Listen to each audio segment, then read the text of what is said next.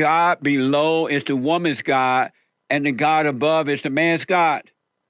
I don't know what that means. You're Like gonna have to explain that to me right now. Like Satan is the woman's God, and God, the God above and the God in us is the man's God, and it's the role of the man to bring the woman out of the hell that she's living in and not go into her hell. And because every time the man listens to the woman, he suffers because Satan is her daddy.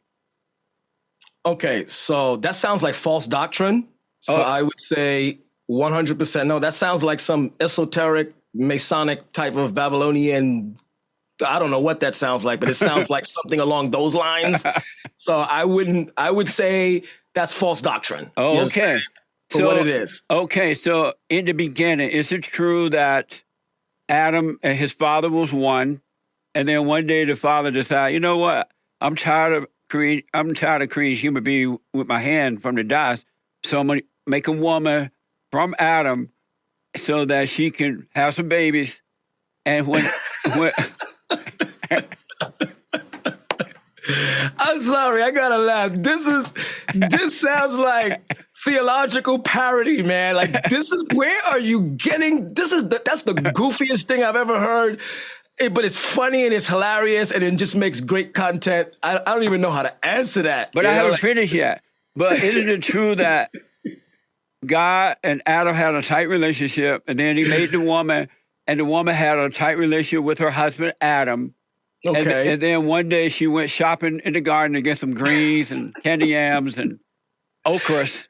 And she met the devil over there in the garden. And the devil was like, Eve, you don't have to listen to that man. You could be your own woman. And she was like, no, I'm going to listen to my husband. And so she went home and she told Adam that she had seen Satan in the garden. He was trying to convince her to turn against him. And Adam was like, no, don't listen to this woman. Don't listen to the devil.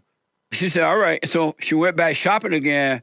And this time she bought some apples and things like that, right? And then Satan said, you still listening to that man, Adam? She's like, yeah, don't listen to him. You could be your own woman. You can take your bra off. You could kill the babies in the womb. You could be free. And she's like, yeah, that's right. And she believed the serpent. And when she believed the serpent, she no longer believed her man, her husband, Adam. And Satan became her God. And then Adam couldn't believe that she had listened to the devil.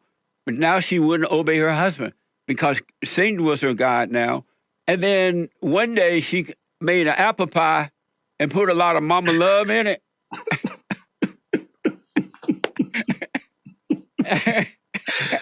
And she put a lot of love in it and gave Adam a piece of the apple pie, and he listened to the woman, and the woman became his God.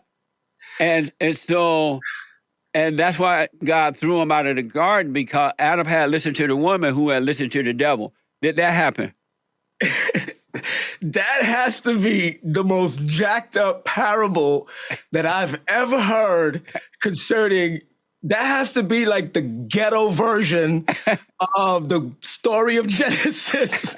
That's a mixture of L.A. Compton and South Bronx version of the story of the fall of mankind. I don't even know how to answer that other than, Reverend Jess, where you come up with this stuff? Like this, if this is the stuff swirling in your brain, oh my Lord, I don't even know how to answer that, sir. I don't know how to answer that. Let me ask you this way.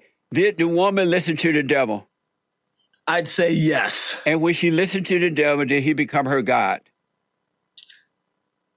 You know, I don't know how to answer that. I don't know how to answer that because I would